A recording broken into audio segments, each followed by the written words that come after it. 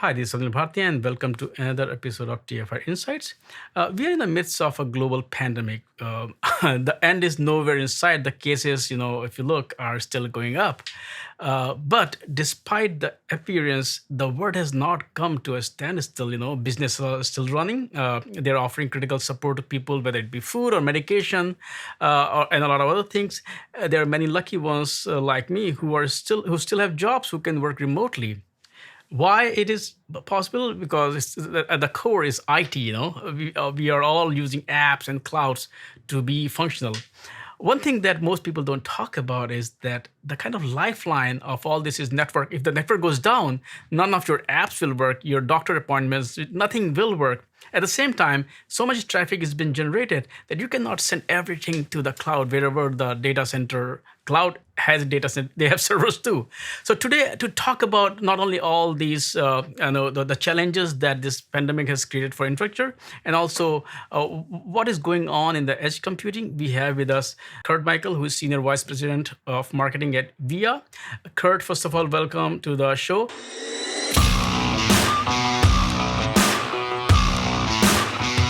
What is the story behind the name VR? Because sometimes I'll say we are going to do it. So tell me the story of the name. The story behind the name Via is if you think about roads, it's sort of the old Roman via, the a way, and that is a Latin term for the road or the way. So we see ourselves as paving the way towards a new future that is all about combining edge computing along with edge access and connectivity directly at the device edge of the network, basically right where your devices connect into. Um, Today, it's connected to a router or whatever you might be connecting to, including mobile networks, and putting compute processing right there. If you look at the whole evolution of edge computing, earlier we used to use the term IoT. Now we don't like to use the term because all those security implications there. But the whole idea of edge computing is, as you rightly said, to first of all, edge brings the computing closer to the user. With cloud, what happens is you have to go to the cloud. Number one. Number two is that there are a lot of reasons why you may not want to send your traffic all the way to the cloud. It could be security, it could be compliance. You have to be fully compliant. It could be latency, or it could be, let's say, you have a store which is so remote that the bandwidth is so low that it's not feasible. Plus, if you're looking at cars like Teslas, you don't want to make the decision at the cloud. You want to make the decision at the edge itself. So what I want to know, the reason I gave the background is that what are the cases where it does make sense to move the computing closer to the user, and then we can talk about what Via or Via is doing in this space. Does that question make sense? Absolutely.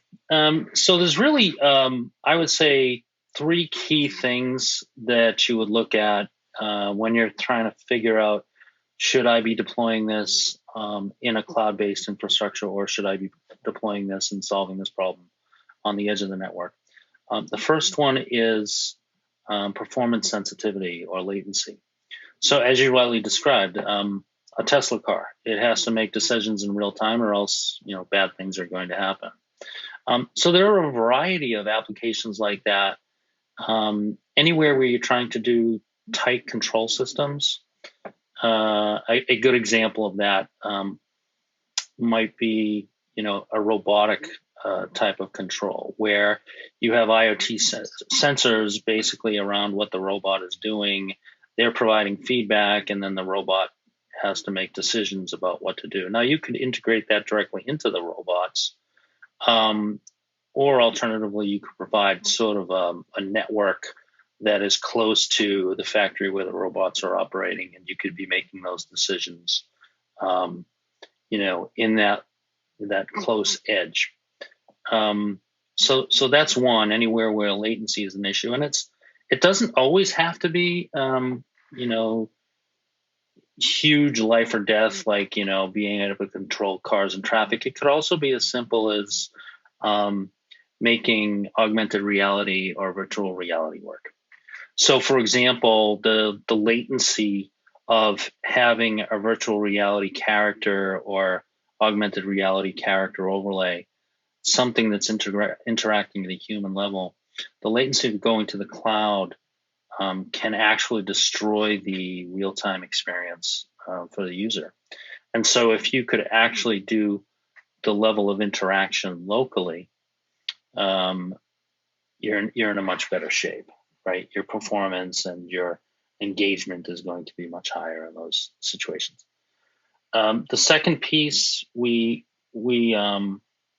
think about is why send all of the data to the cloud and have the cloud do all of the processing when maybe the cloud doesn't need to. And a simple example that people understand, I think, is in vision systems. I know people have been talking about facial recognition and how that's, bad, and, people are turning it off and taking a wait and see attitude. But it does provide a perfect example that people can understand around, you know, the kinds of data that you can save. So, for example, you're recording video in real time, 30, 60 frames a second, um, in HD quality or even 4K quality. Now you have a choice. You can take all of that data and you can ship all of that data to the cloud and completely consume your WAN bandwidth doing that. And at the end of the day, all your cloud may want to do is be able to detect when there is a face, and if there is a face, it then will drill down to figure out if it can figure out, what is um, who is that person, identification. Well, you can actually look at this task as a two-stage process, right? Identifying when there is a face, um, and that could easily be done locally. Um, so you would identify when there is a face locally, and then you would capture the frames that have faces in them, and then you would send those up to the cloud. Um, that would be a very small amount of bandwidth that you would use for that. And you would save the cloud processing and the cost of the cloud processing and the cost of all the bandwidth, because you've done most of the sort of tedious processing directly at the edge, where it was far more cost effective to do.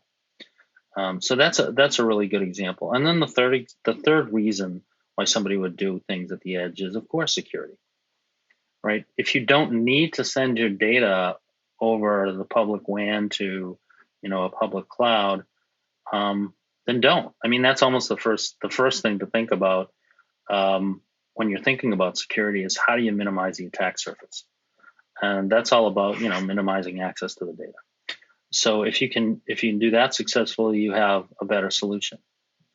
Now, notice when I talked about the vision system idea and the facial recognition idea, um, there was a,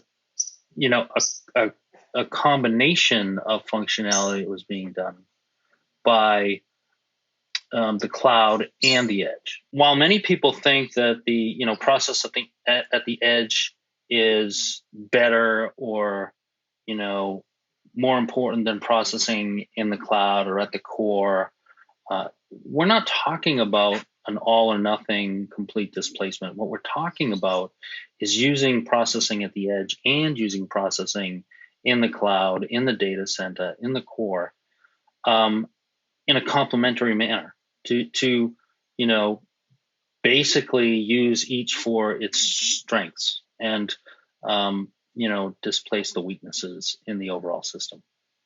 Um, and that's the way we're approaching it. So what Veea does is, we actually our platforms run Linux and use Docker containers. So applications that can actually run in the cloud can be migrated and run on the edge also. And so you can orchestrate and have a very fluid architecture that allows you to migrate apps back and forth as you need them to be. As you mentioned earlier, there were like we talked about some of those examples, whether it's car or VR. But there are a lot of things, as I was talking in the beginning, that helping how IT is helping people.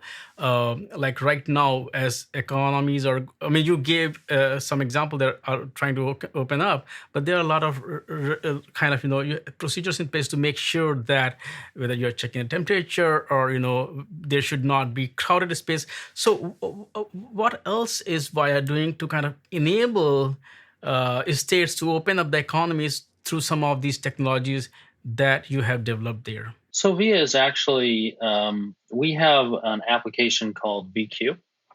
And, VQ is all about removing virtual or physical people queues with virtual queues. So one of the things we saw in COVID-19 was suddenly people had to start lining up in places they never had to before, outside of your local retail shop, if you could even get in. Definitely at the supermarket.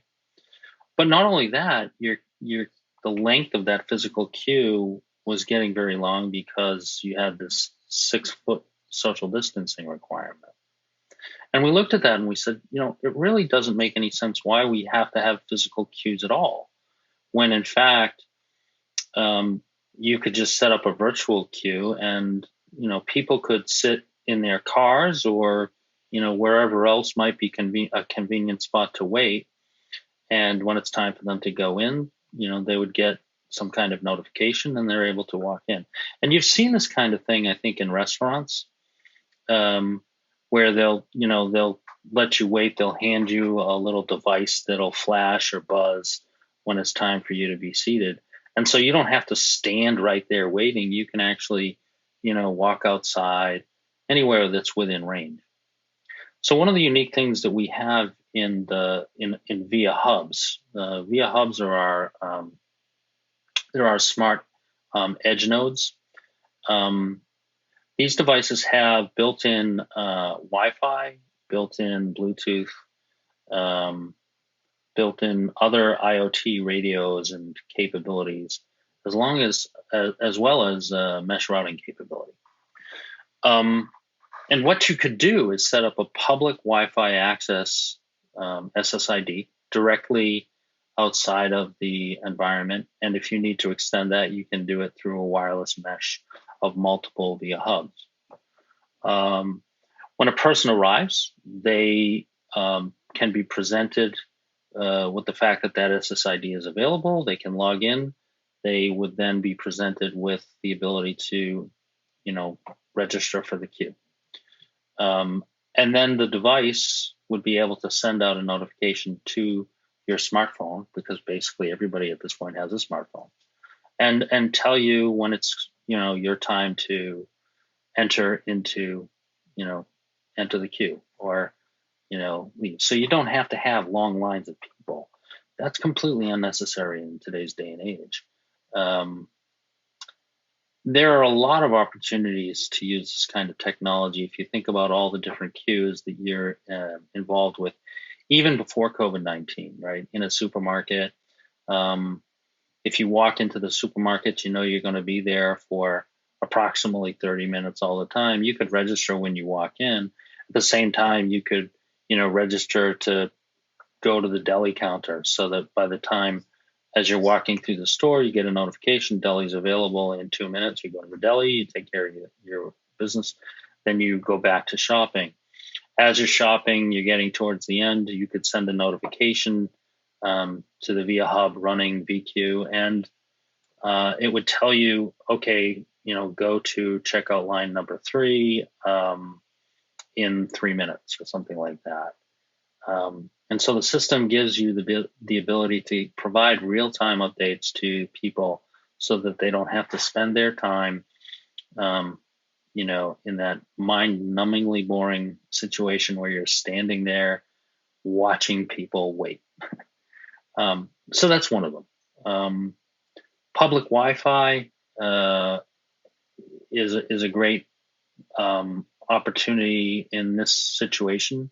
to provide people updates outside of retail environments. So a lot of the stores that you might go to, they have signage up in the window. The signage is fairly static.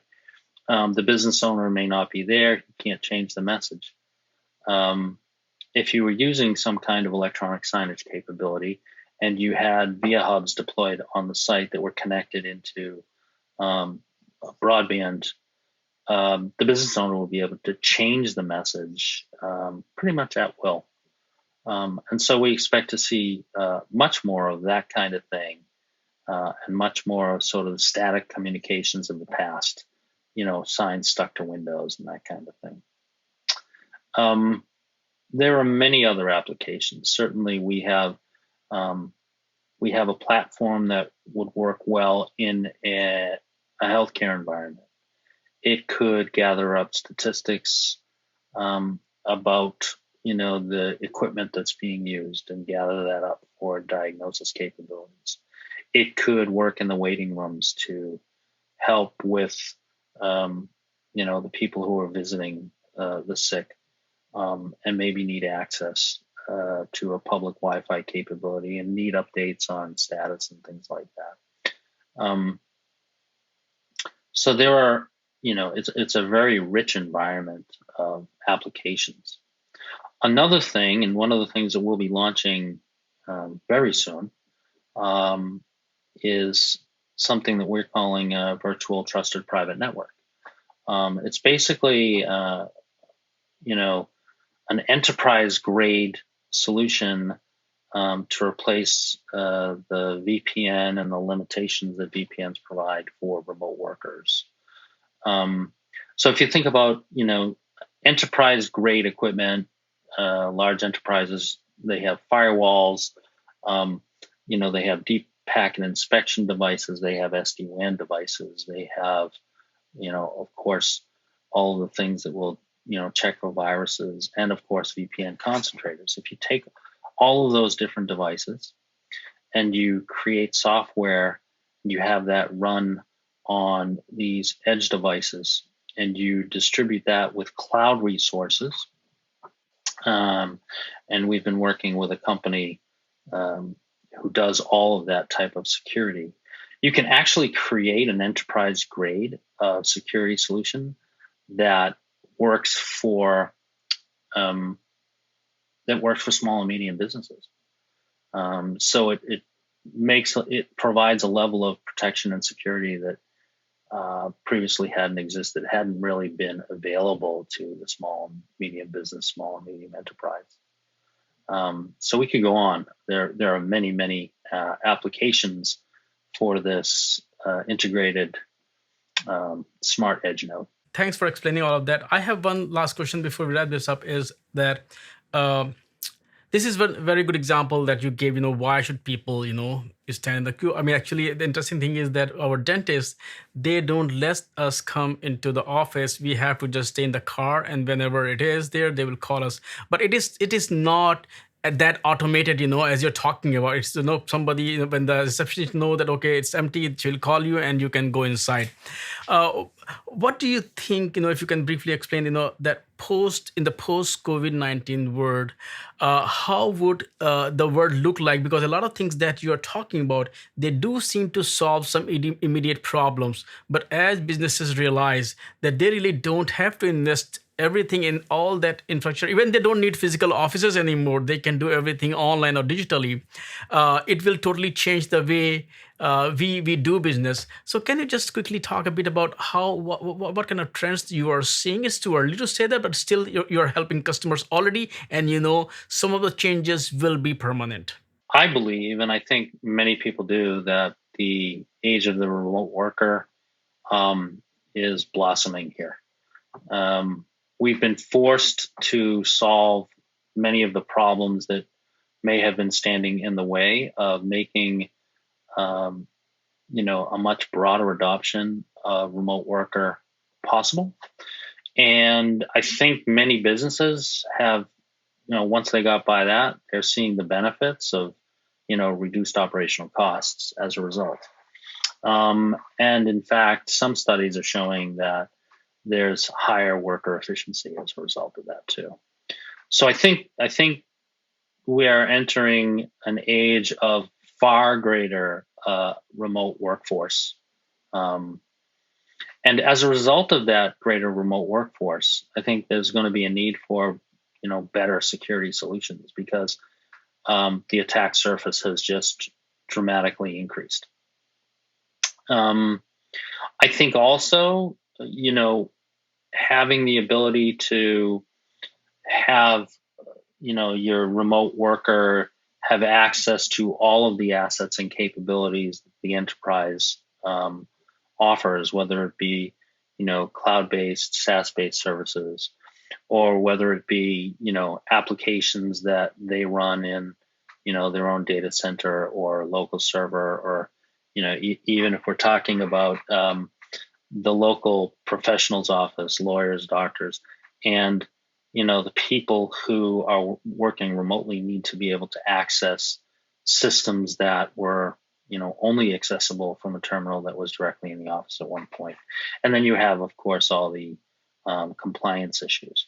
So what I see is a change or a shift in the way data is handled, and the way security is being done. So far less about protecting the data center, far more about protecting the data in motion, and making sure that even though the attack surface is larger, it's far less vulnerable, um, because you're sort of rethinking everything about the way the network's being done with a zero trust model in mind.